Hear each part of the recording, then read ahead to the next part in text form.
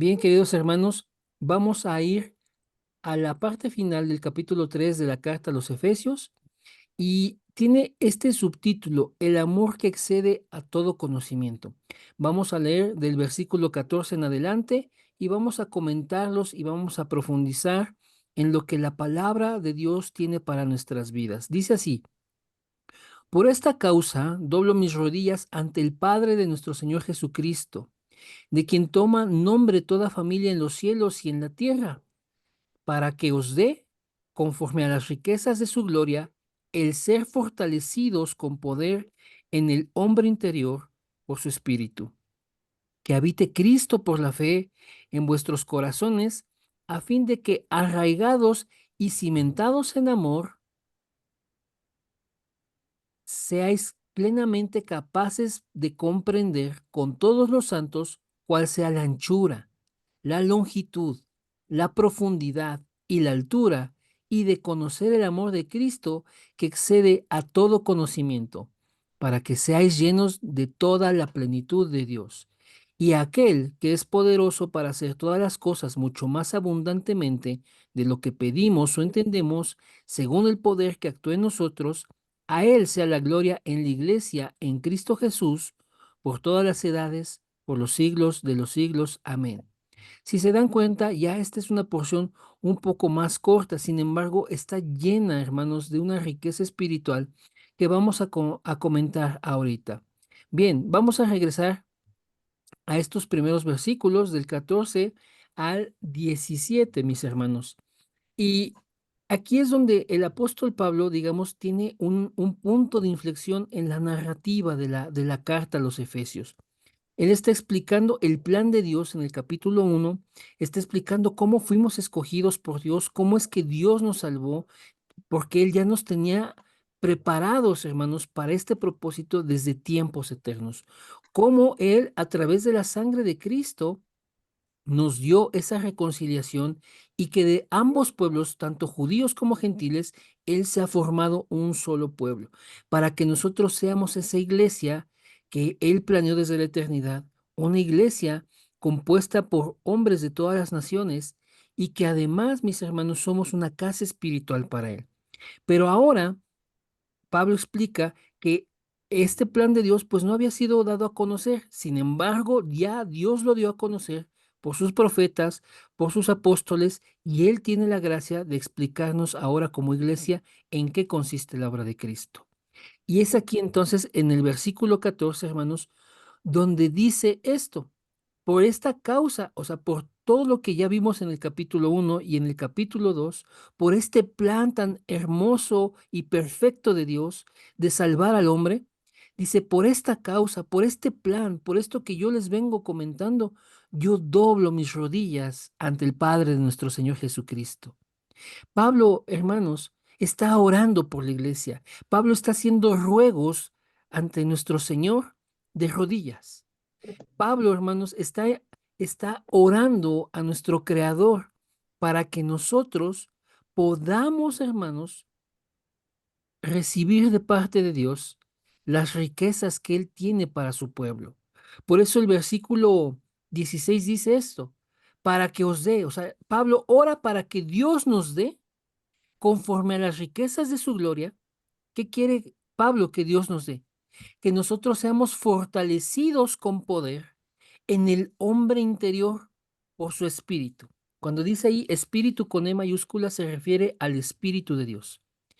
Que habite Cristo por la fe en nuestros corazones, a fin de que, arraigados y cimentados en amor, vamos a ir al versículo 18, seamos plenamente capaces de comprender con todos los santos, ahora sí, hermanos, el tema principal de este pasaje: el amor de Cristo, hermanos.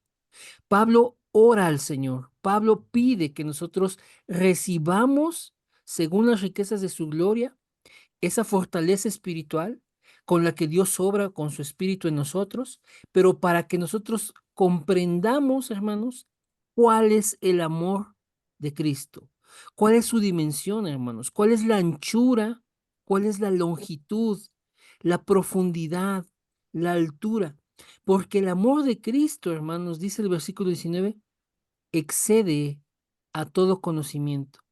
Y hermanos, este es el versículo central de este pasaje.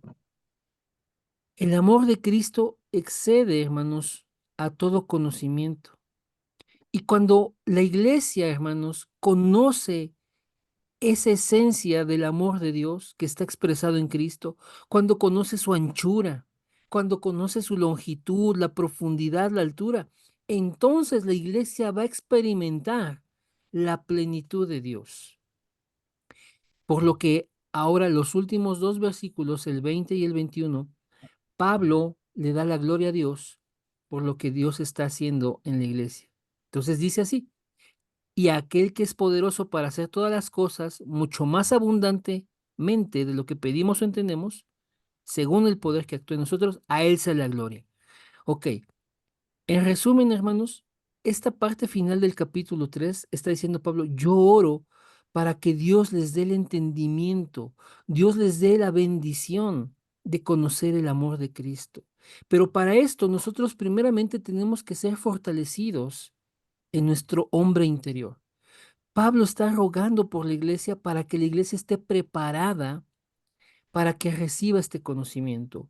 Por eso dice el versículo 17, para que estemos arraigados y cimentados en amor. Entonces lo voy a explicar, queridos hermanos, con el siguiente esquema. ¿Vamos bien hasta aquí, hermanos?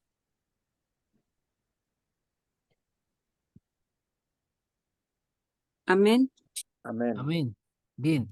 Amén. Pablo va a explicar esta oración por nosotros con el siguiente esquema, hermanos. Aquí lo tengo de este lado. La oración de Pablo por la iglesia, el apóstol Pablo ora para que la iglesia ante Dios, el creador de todo, para que cada discípulo esté alineado a la voluntad de Dios en conocer su amor. Dios quiere que conozcamos su amor y experimentemos entonces la plenitud de Dios. Dios, que es rico en gloria, hermanos, Dios que es el Espíritu superior, el Espíritu supremo, Dios que es eterno, Dios que es perfecto, hermanos, Dios que subsiste, más bien Dios que existe por sí mismo, que no necesita nada, Dios que es sustentado por sí mismo, hermanos, Él puede sustentar todas las cosas. Dios que es rico en esa gloria tan abundante que Él tiene, hermanos, es de lo que Pablo quiere que nosotros recibamos, de esa gloria. ¿Cómo la vamos a recibir, hermanos? Bueno, Pablo ora para que la iglesia, hermanos, sea fortalecida. Quiere que Dios fortalezca a cada creyente, a cada uno de los santos, hermanos, de la iglesia, en su interior, en lo espiritual. Cuando nosotros somos fortalecidos por Dios en lo espiritual, hermanos, lo que está operando Dios ahí es el poder de su espíritu. Dios quiere, hermanos, que nosotros conozcamos su amor.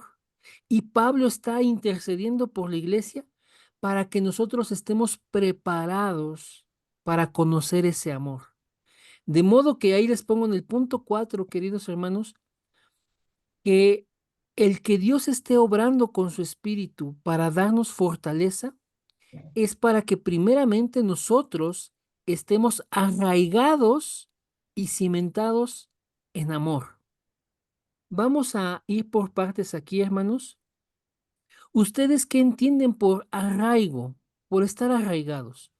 ¿Y qué entienden por estar cimentados, hermanos? ¿Alguien que quiera participar?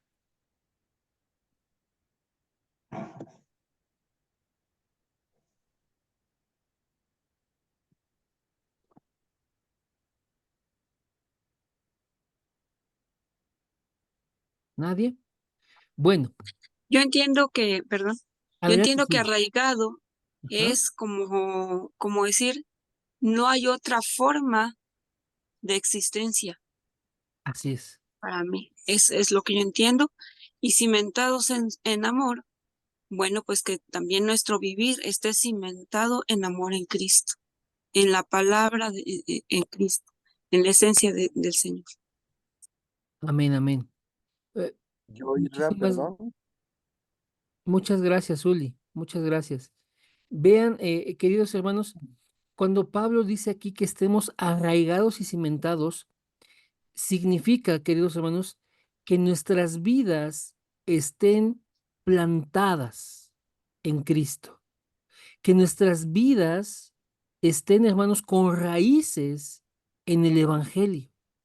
O sea, que nosotros estemos en una unión con el Evangelio, que nuestras vidas ya hayan tomado un fundamento, el cual es Cristo, ¿sí?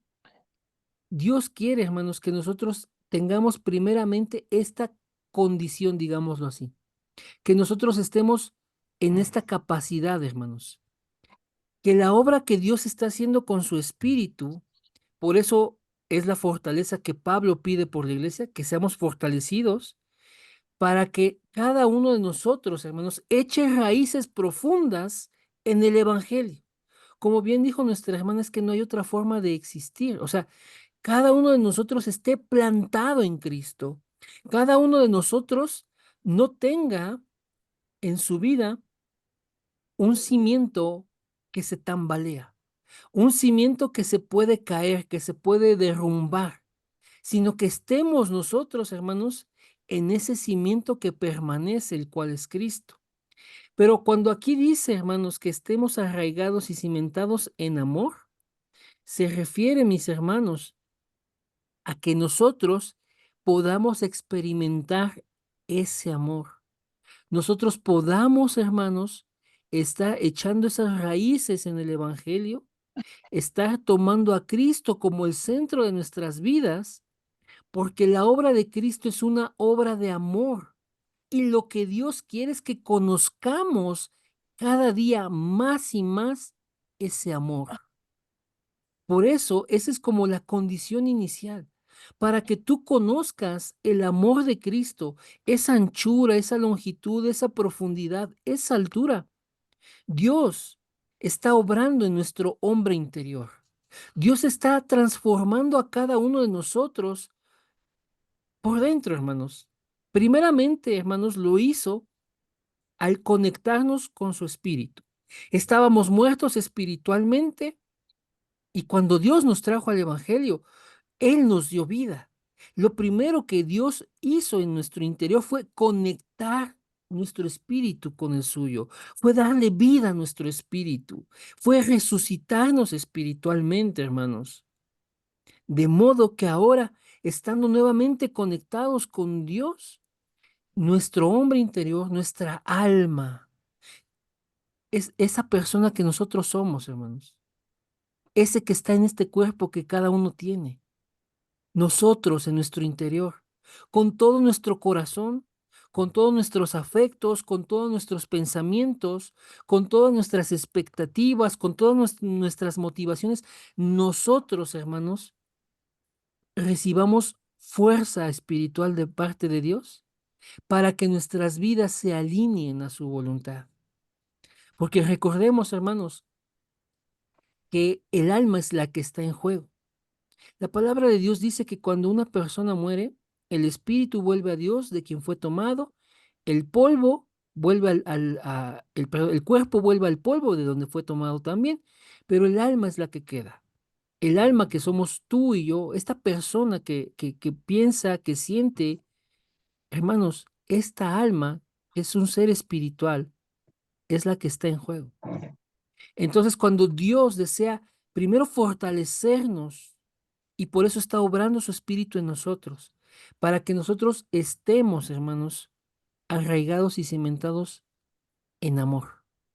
La obra de Cristo es una obra de amor. La obra de Cristo, hermanos, se fundó, hermanos, en el amor.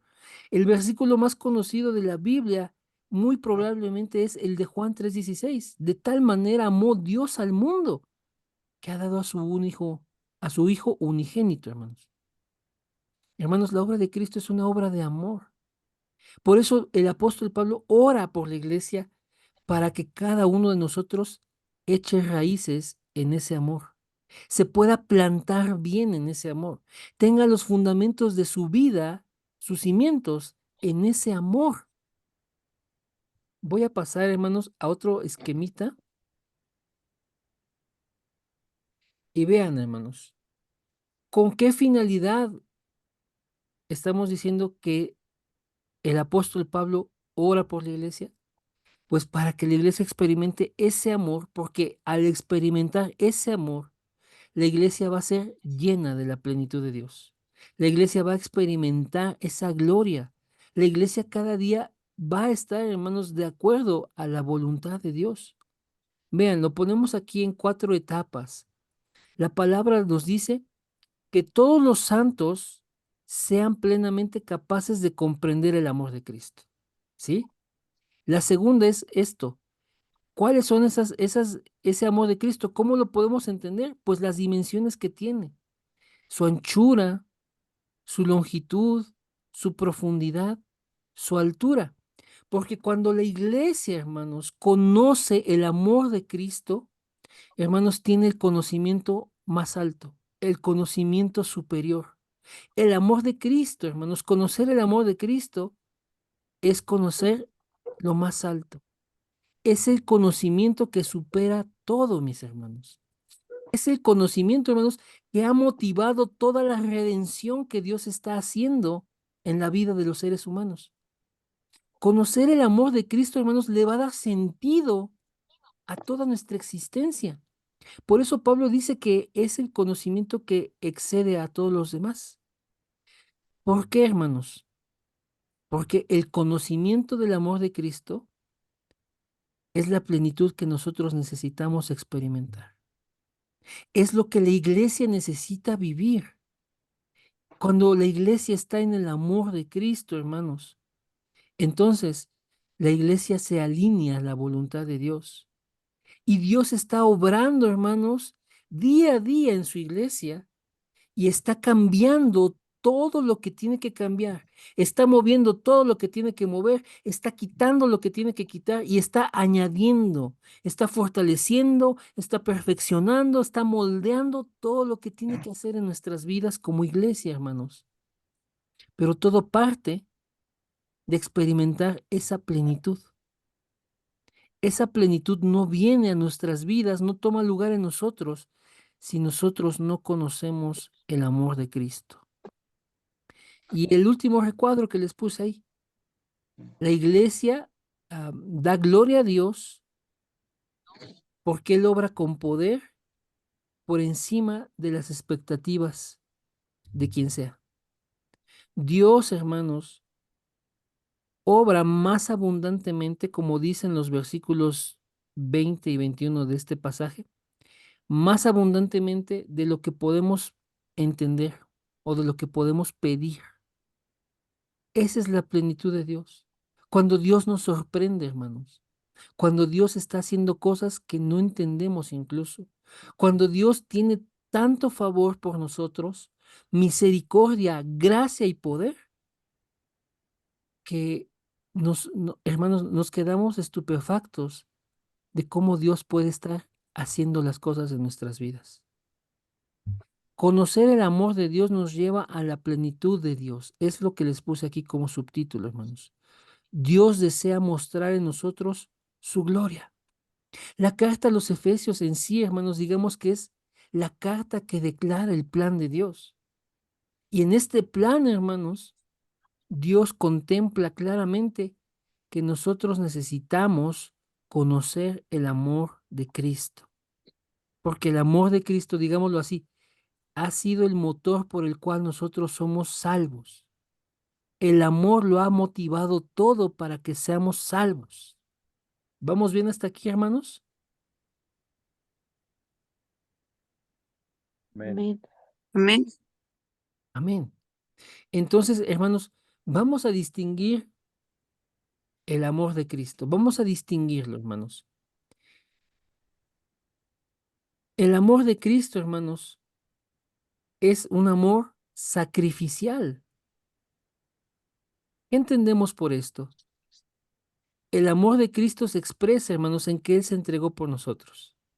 De hecho, Romanos 5:8 dice así, que Dios muestra su amor para con nosotros en que siendo aún pecadores, Cristo murió por nosotros.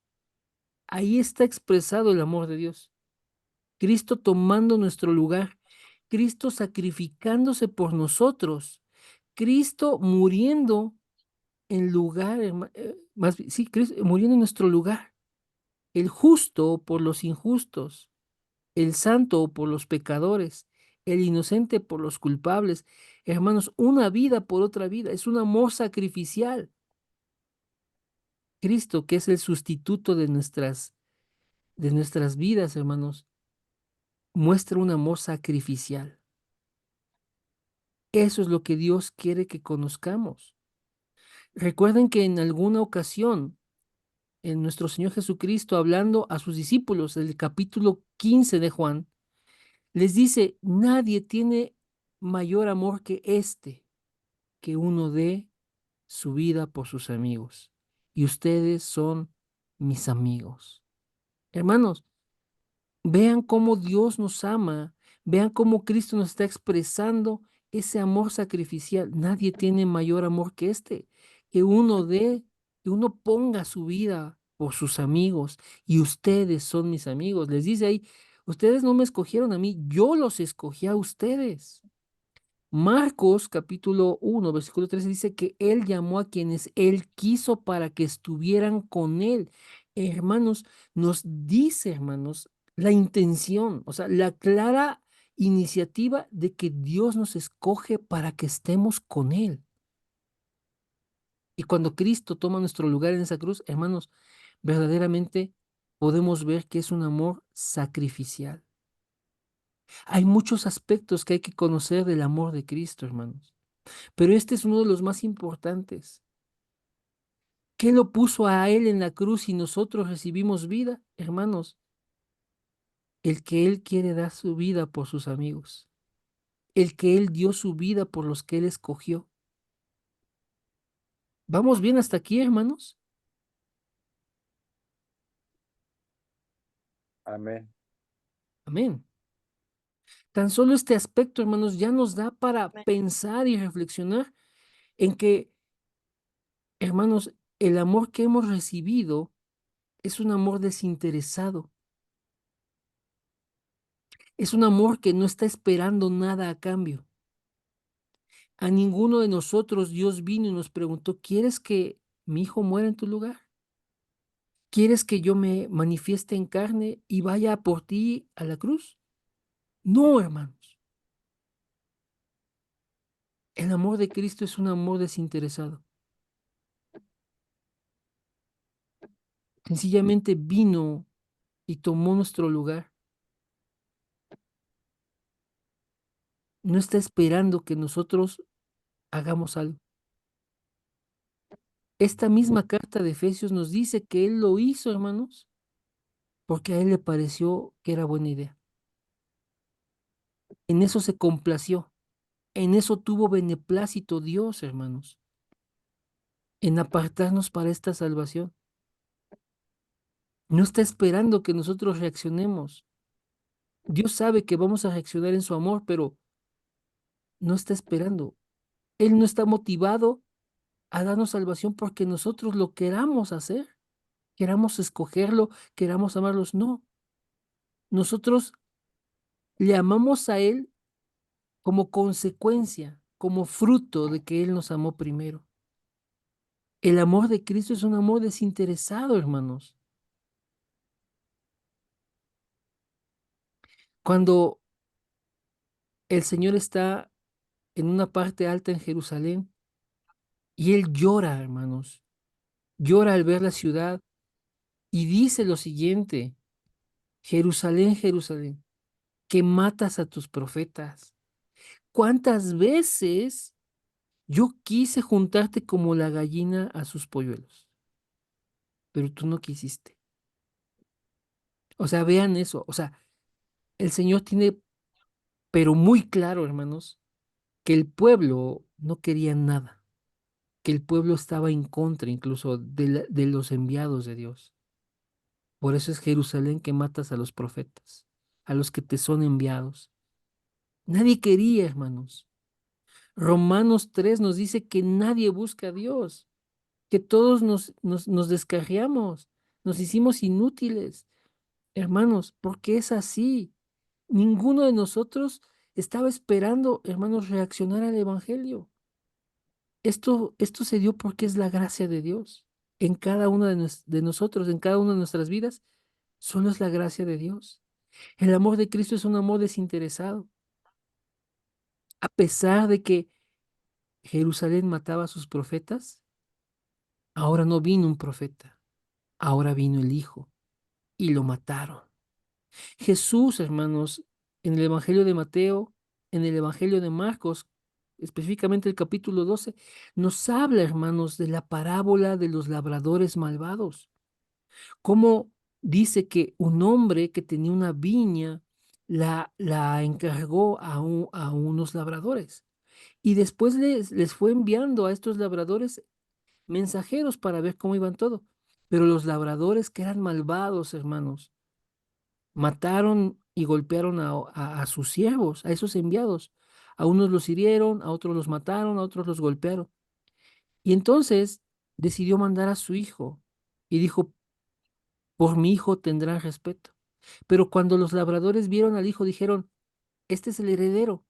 Si lo matamos, nos quedamos con la viña. Y es lo que pasó, hermanos.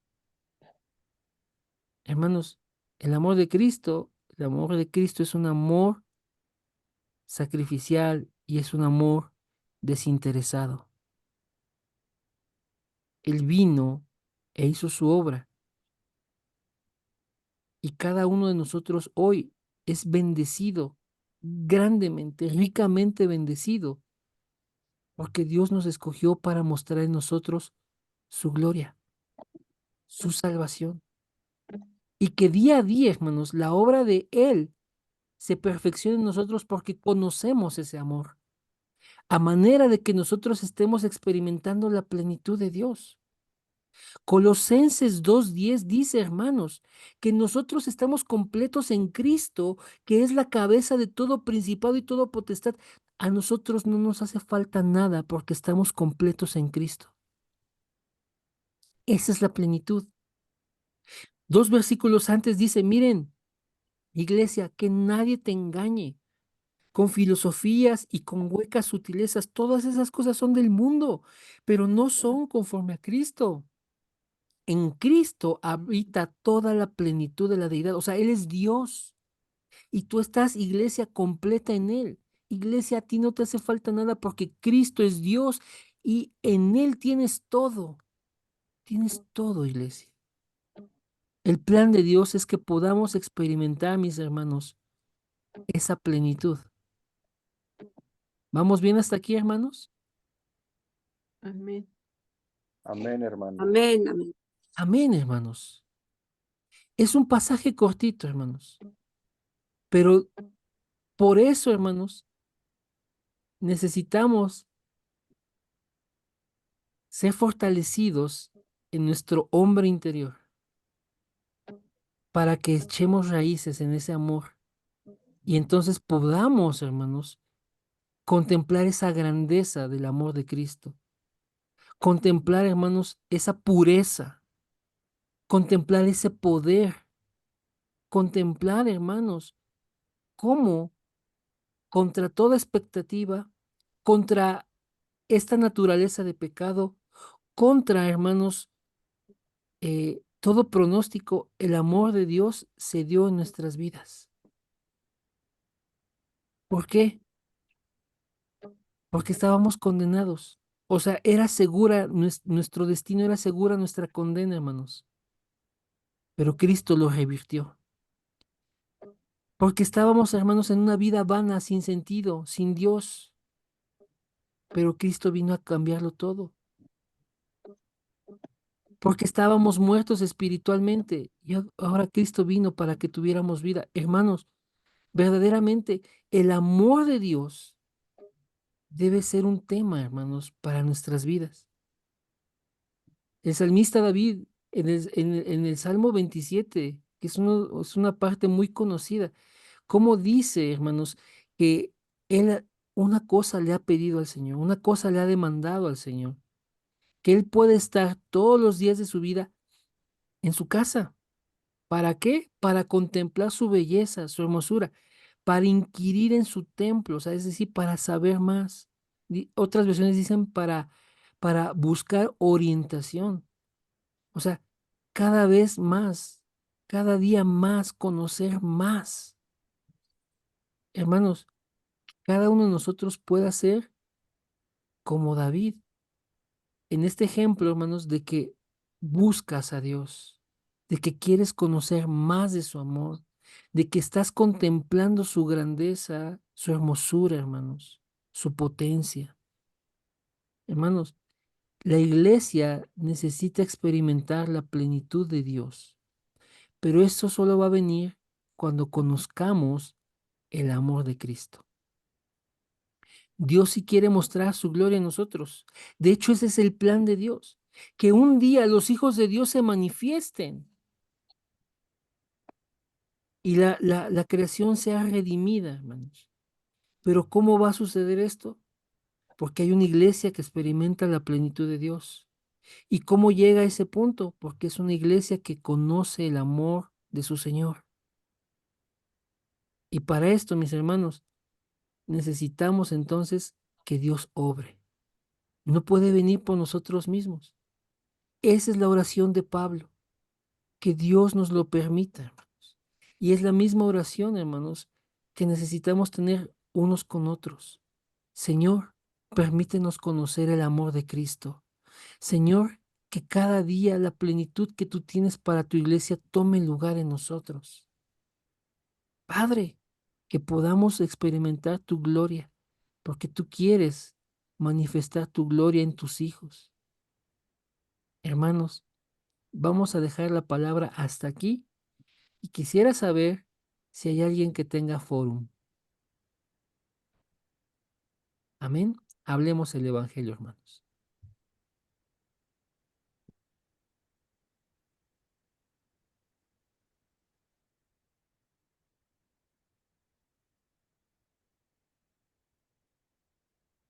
Amén, buenas noches. Adelante, hermana. Pues, ¿qué tan importante es que conozcamos el Evangelio de la manera correcta? El Evangelio es la obra que Cristo hizo en la cruz, reconocer nuestro estado espiritual, que estábamos separados de Dios, estábamos en pecado y nuestra vida controlada por Satanás. Llega el Evangelio a nuestras vidas y solamente es la única forma en que podemos, como lo hemos